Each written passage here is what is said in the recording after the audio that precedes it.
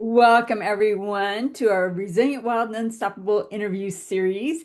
And today we get to talk to the fabulous Corinne. And oh my gosh, she is involved in so much. There's so much greatness in her life. And I can't wait for you to hear about some of it. The rest of it, you are going to have to connect with her because we cannot cover everything in this interview today. I'm just going to say that right now. You will want to connect with her. So I'm curious, Corinne, on this journey of empowering women, what really got you started in wanting to focus your energy and your time and your magic with these women? Oh, that's a great question. I would say originally the jumping off point for me was I left a high demand religion, or you could call it a cult, and I went into these spaces and online groups, and I noticed that the men who had also left those are also feeling totally, their life is broken apart and they're floundering, and they also wanted to keep some of those aspects of control and superiority. And so the women's voice in those groups started to be overshadowed. And although they were abandoning their former belief system, they were still kind of acting upon it. And so women's voices were being overshadowed. And I'm like, listen, this is not okay. I wanted to create a safe space for women, primarily who have come out of those high demand religions or high control relationships, and make sure that this was a safe and private place for them to be heard and seen and to heal forward. So it has been almost 6 years this July that I've had my women's group that I shared with you called Women Transitioning Amid Faith. And then the and sign is on its back, and then it says knowledge. So it looks like what the actual F. So yeah, it's been 6 years, and yeah, every year it's just gotten a little bigger. We actually keep it pretty tight knit. You can't see anybody that's in there unless you're in there, and you can find it, but we really just keep it small for the most part. And then I have my hands involved with other different organizations and different online groups where I'm an administrator or moderator, and I'm helping women to be seen regardless of what group that is. And I don't want to name them all because, I'm not here to offend everybody, but knowing that that's part of my story, and that also there is so much joy and so much healing and so much fun and excitement when you finally get out of the cave. I just can't hold it back. I was already a social person. I was already doing public speaking. I was singing and performing everywhere. And I just thought, listen, this is a need. This is a need. Women need community, just like Mm. men need community. But women need community when they're feeling unseen and when their support system has completely abandoned them. Because once you leave something like that, people aren't like, hey, let me give you this manual and this support group as you're exiting. Let's go ahead and help you to have a really good transition. No, that's not what they say. They say, oh, you're leaving. You're following Satan. F you. Bye. Yeah. So, Yeah. no. Who's there to pick up the pieces? And the question came down to if, if not me, then who? Right. Who's going to do this? Yeah. I'm just silly enough and just crazy enough to be like, you know what? Let's just do it. Let's just go have fun and let's see what happens. So it has been magic. And I also love collaborating with different facilitators, educators, psychologists, and counselors, and helping this group of women primarily to heal forward and to have fun. Yeah.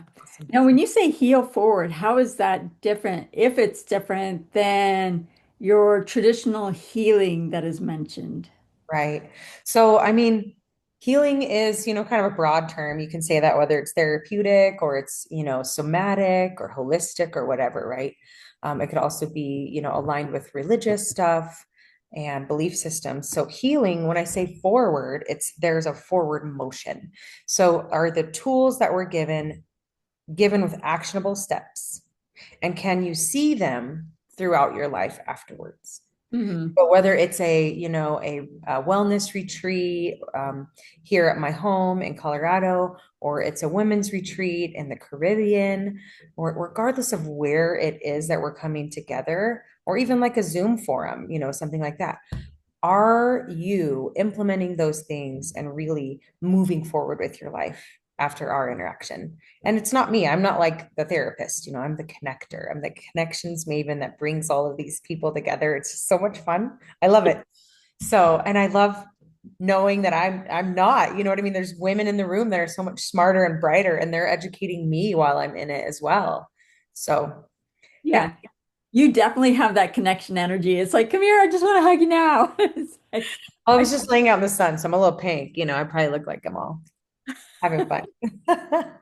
which fun is something that you mentioned. And I'm curious when, if somebody were to see you on Facebook and say, I'm kind of curious about her, and how would they know if you are the right person to connect for what they are experiencing? Are there certain, I mean, there's stuff on my Facebook profile as well as my business page, and I'm pretty transparent about it, but I'm also, I wouldn't say I'm like outright trying to like make other people angry, but I'm pretty transparent that, you know, not just women and not just, women who've left high demand religions and high control situations, but anybody that's really wanting to dive into growth and into really living that authentic life that they wanted to live. Like I just had got off the phone. I'm gonna hold you accountable. If that's what you want, I'm happy to be your friend, walk you through it, hold you accountable, and also connect you with the right people. So it's pretty easy to see it on my profile. You'll see different retreats that I'm hosting. It is public. And then I also have my business profile as well, which hosts all the events there. So whether I'm collaborating with different people or I'm just hosting it on my own, you can see all of the things in the event section as well. So if I'm the right fit for somebody, that's a great question. I don't feel like we all need to be the right fit for everybody. right? Not authentic.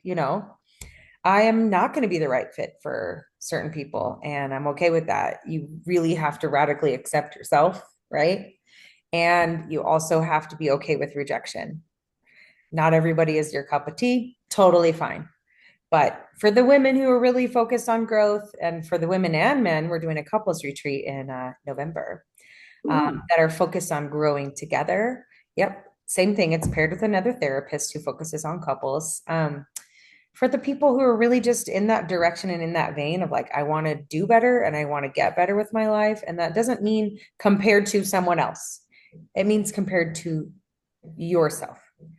So if growth is your thing, please connect with me. I'm not, I don't know, I don't love all the labels, but I think sometimes they're good for people to identify. Okay, here's an identifier, right? Hmm. I don't think we also have to have everything in total alignment to be connected to other humans. You Right. know, we can have differences of opinions, differences of beliefs, theologies, all of the things. But as long as we can respect people and be aware that they're going to be different than us, I think we can make some magic happen. Oh my gosh, absolutely. And I believe that everyone is different than me, and I'm okay with that. Yeah. Who wants to have another cat in the room? No, just cat. Just Corinne. That's enough of me. No more, just me. We're Enough good. is enough. I have had people tell me I'm too much. I'm like, for what? Like for, and then I've had people say, I love you in doses. It's like getting this energetic, pour of Gatorade on you, like, yeah, let's go, or I mean, I don't drink all those crazy drinks, those like monster drinks. But I guess, you could say something like that, this energetic pouring into them. And then also knowing for people who are big energy givers and connectors like me, you also have to say, okay, this is my shut off time, Hmm. and this is my refill time. Because we give and give and serve and help and connect and do all these wonderful magical things. And I also plan social events and private events, and so sometimes I have to be like, hey, you can't call me at 9 o'clock at night. My day ended at 5. Your bandwidth, you got to know your bandwidth. Yes, absolutely. Absolutely. So we talked about connection and things like that. You also mentioned this heal, reset, restore, and all of that. Where is that kind of woven into the work that you do? Yes. So, I mean, not just social events and stuff like that that I'm planning, but I put on a yearly retreat for women, and that is really where a lot of the magic happens. I plan and collaborate with other women who do retreats as well. But for the most part, once a year, we put on a really big retreat. And this year it happens to be in the Caribbean, in Punta Cana in October. Yep, early October. And that's when we partner with a licensed therapist who comes as a psychoeducator because we're not licensed in Punta Cana, And then we also partner with a somatic worker. So somebody who brings their own amazingness to the table. This one just happens to do like Reiki energy, and she does energetic releases and what is the ecstatic dance and all kinds of different grounding work, as well as I guess some people would call it like woo woo stuff, right? So you mix the clinical psychology stuff, you mix some of the woo woo in, and then the back half of every day is just pure fun. So, like, I don't know, at lunch, we're done with everything and it's time to go have fun, go kayak, go in the beach, go in the pool party, go get a tan, read your book by the shore. We don't care. Like it's there for extra time to create that magic and that connection with all the people that are coming. So, yeah, and there's theme nights. There's stuff where we dress up all together and professional pictures and swag and custom tanks. And I mean, we do the whole thing.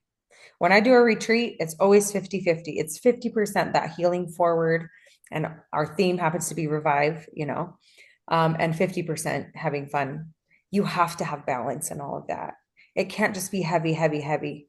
And Hmm. one thing that's very different about my retreats is that everything is optional. If you're like, Ooh, I really don't want to go to that energetic release right now, or I really don't want to go to the unpacking therapeutic class, I don't want to do that. You don't have to go. Because I don't know about you, Kat, but like I am tired of people telling me what to do. Like I don't want to be voluntold that I have to go do something. right, right. So do the classes and the group fun that calls to you, and don't Yeah, do things you don't want to do. It yeah, doesn't offend me. I'm not offended. It doesn't offend our providers either. yeah. We're also Truly not be seeking for our empowered. worth by like how many likes we get and how many people attend our things, right? We're doing Right. it as an outpouring of where we're at in our life. Yeah. Okay. Wow. That's powerful. That's empowerment right there. Thanks. Yes. So that sounds fabulous. And we've touched on so much of what you do, who you are, this amazingness that you bring to women, that you bring to couples, that you bring to the world, which is energetically kind of challenged right now. And I'm curious, as we come to the end of this interview, is there anything else that would be important to share with the community and with others that, are kind of directed towards this video and this recording? Oh. Um, that's a good question. I think lifelong learning is our challenge, right? Like, Mm. don't shut off your learning and don't stop it because you're like, okay, I think I got enough. I've had enough. Don't get me wrong. There are going to be times when you're like, I need a season where I am just living and I'm absorbing. But I think what we do as adults is we go, go, go, go, go, and then we burn out. So don't stop learning and don't stop having fun. I don't care if it's with me or someone else or somewhere else. Hmm. I mean, that's a quick way to die, right? It's like, I don't need to learn anymore and I don't want to have any fun anymore. I'm just gonna exist. That's kind of sad if you think about it. So, yeah, don't stop learning, don't stop having fun. And if you want to talk anything about anything, I mean, I'm here. You'll have my stuff in the comments under this or whatever. I don't know exactly how you do this, but I'm excited to see. And also, one last thing is like part of my story is loss. I've lost 5 babies. I lost a stepbrother. And I've experienced as a child my mom and dad going through multiple divorces. So loss brings me around to restoration, right? Experiencing loss and then having something that's filled. And part of that story for me on a personal level is loss of five babies, but also openly adopting five babies. So, and Wow. your four birth mothers in our lives are incredible human beings. My husband's also adopted, and I also run an organization here in Colorado for foster and adoption. So, if that is also part of your story or something you want to connect on or something you're curious about, I am down to talk. Just might have to schedule it. It gets a little busy right now. It's like May-cember, so Yes. busy And I feel like this interview can go for another hour and we still wouldn't cover everything because too. there's so much and it's all great information and I love it. And yes, thank And you thank you so for much. doing this. I think this is a really great community outreach opportunity for people to really get to know who is all out there. And, Yes. you know, I know it's scary, like being in social media and being, you know, recording on YouTube and all these things. It can be scary. And it's not necessarily about like self-importance. I Hmm. think sometimes people are like, oh, they just want to like build their following and do all this stuff and they just want to be liked and, they want to be self-important, and I'm like, it's just more important to be yourself. Yeah. Be yourself. The natural energy then and the people who want to be gathered with you will come. Yep. And hopefully along the way, we'll leave this earth a little better than we found it because of those natural connections that happen. Absolutely. I love that so much. So thank you. And thank you.